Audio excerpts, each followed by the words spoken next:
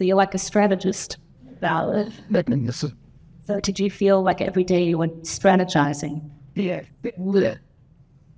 זהו, אז בהתחלה הייתי סופרת את הימים ככה ומאוד חיכיתי לצאת לשם כבר.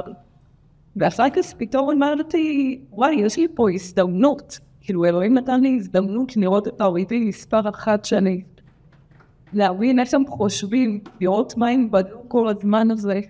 ואמרתי לכולם, חבר'ה, בואו ננצל פה כל רגע, כאילו כמה שזה נשמע בזה. What is your conclusion about the terrorists? Every day, they say we will come back again and again and again.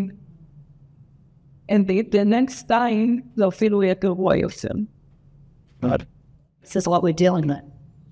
כל הזמן הם אמרו לי, היה אצלי זפית בסים, והוא אמר לי, את מדברת בצורה מאוד ברורה, אז כשאת מגיעה לישראל, אני רוצה שתעבירי 2 מסרים. דבר אחד שהאסלאם זה טוב, ודבר שני, זה שאנחנו הולכים להגיע שוב ושוב ושוב, ולעשות את אותו הדבר. וחשבתי לעצמי, רגע, מה הקשר בין 1 ל-2?